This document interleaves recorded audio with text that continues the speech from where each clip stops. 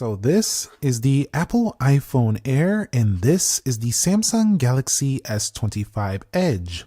Both of these phones do something very well. They do thin. But in the speed test, let's find out which will win.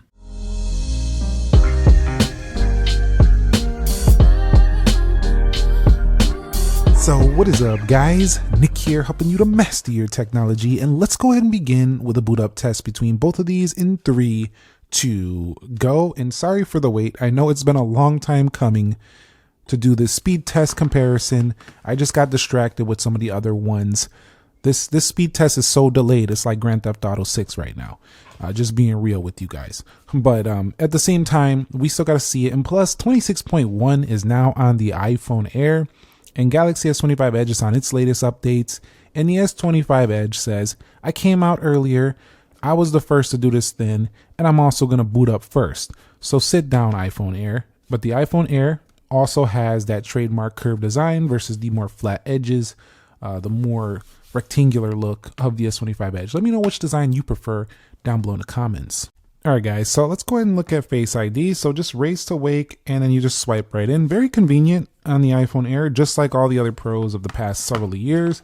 On the iPhone's competitor, the S25 Edge, we have the in-display ultrasonic fingerprint sensor, which can be unlocked with the screen off. So in that particular way of unlocking the phone, I just feel like it's quicker. Once you know where the placement is, you're in all the time. But that doesn't mean it's more convenient. If your fingers get a little bit greasy, it does kind of mess with it. But you can see the face unlock can require you to you can actually set it up to just bypass the swipe. So I'm right in. I do think in a speed test when it comes to unlocking, I think I can get into my Edge faster than an iPhone user can get into their Air.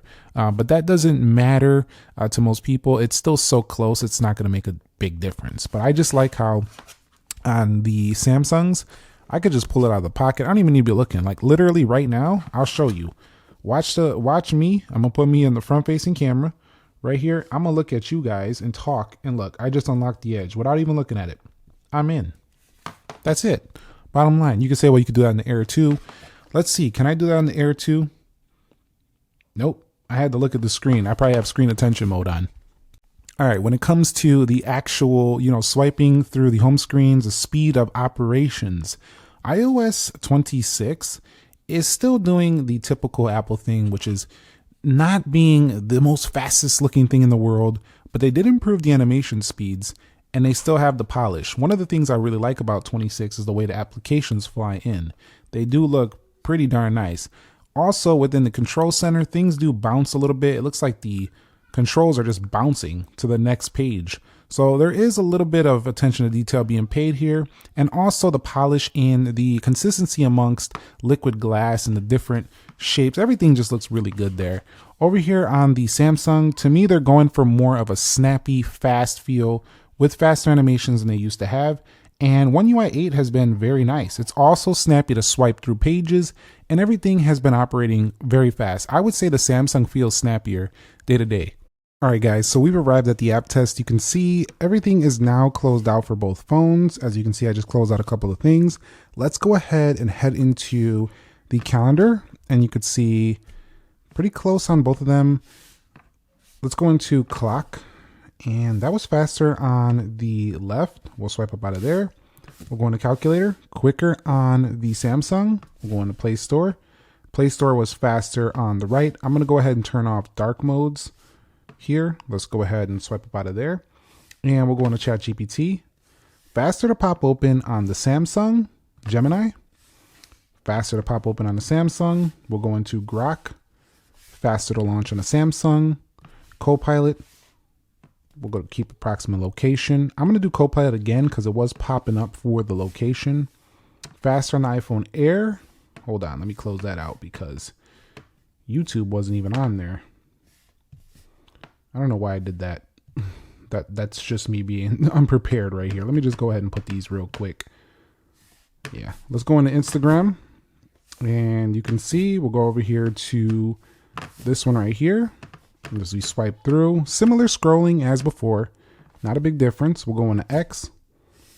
And if we go over here to profile page, both of them flying through everything pretty darn nice. Let's go ahead and swipe up out of here. Go into Groupon. We'll hit maybe later. And we'll hit categories right here. As we fly through these applications, I feel like I'm using basically the same phones overall in performance. So let's go into Dead Trigger 2 and see what happens here. And the Samsung does launch first. And you'll see into the game first, authentication successful on the iPhone Air. Let's head up out of here. We'll go into Subway Surfers. Do keep in mind that both of these do have 12 gigabytes of RAM, and the iPhone does have the A19 Pro chip. On the right, we do have ourselves the Snapdragon 8 Elite. So let's go ahead and pull this down, and we'll pull this down right here, and we'll head into RTS, and you'll see RTS Race the Sun is going to go first to the iPhone. So but overall these phones are looking almost the same. But the Samsung right now has actually been cheaper than it when it came out. This thing has been like around $750. I'm gonna leave a link to my Amazon affiliate link down below. I've been seeing it on Amazon cheaper than the iPhone Air lately. Well, the iPhone Air is newer, but the Samsung is now on deals right now compared to when it first came out at retail. So it's almost, I actually think you could get the Edge for cheaper than the base 17. So this could be a good value proposition for those of you who want a very, very thin phone. And this also has a couple of things that the Air don't have, which is the dual speakers and also the dual cameras on the rear. Let's go into PUBG Mobile. And you'll see PUBG Mobile, which one's going to go to, better optimized for the left. And the Galaxy S25 Edge is seeming to be coming here soon. So there is the iPhone Air, and it beats the Galaxy S25 Edge to the home screens. We're going to swipe up out of there. We're going to go into Destiny Rising, and let's go ahead and see what happens here. Looks like the Edge might be in the lead, but I could be wrong. Nope, it looks like the Edge is in the lead here, but they're so tight, man. We're talking about just a couple of seconds on some of these. Some of them, the apps are faster on the Air if the device has been optimized better. But this one's going to the Galaxy S25 Edge. So I misclicked a couple of things, but it was only a difference of like a second.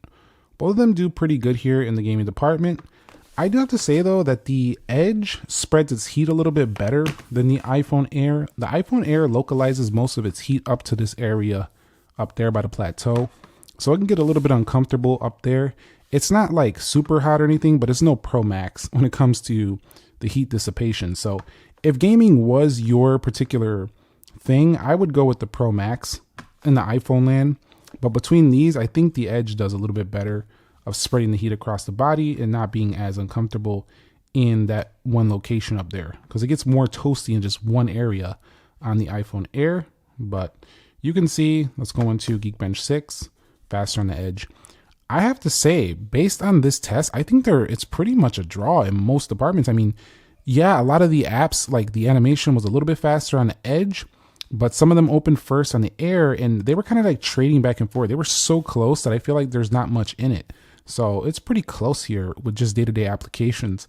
Let's go ahead and take a look at the Geekbench 6. You can see the highest clock speed is 4.26 gigahertz. Over here, 4.47 gigahertz on Android 16.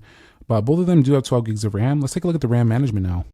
All right, guys, so we're going to go through the applications on the Air. And one of the things that's nice about this iPhone Air is that even though it's super thin, it's super good at holding the applications in the background. It doesn't tend to reload much of anything. As you see, I bring in RTS, Subway Surfers, Dead Trigger 2, Groupon, X, Instagram, Copilot. I mean, all this stuff is ready to go. It holds apps very well. So App Store did reload the main page, but I mean, you're not going to have no issues with reloading. And I think Apple putting 12 GB of RAM sets the Air up for a good long-term experience. So even if it doesn't end up succeeding in the way people might have hoped it for, it'll still be a great phone for those of you who buy it for many years to come. Now, looking at the Galaxy S25 Edge, I'm telling you, Samsung has been going to town this year, and they've been lately with their performance. So you're going to find that these also tend to do a really good job with the RAM management. They also do have a bit better multitasking abilities and taking advantage of that memory with the ability to use Samsung DeX on your you can plug it into a monitor or something like that, but they no longer support the PC application. But if we go over here to Play Store, Calculator, I feel like the animation going back actually looks a little faster on the iPhone now. But you have split screen and stuff like that.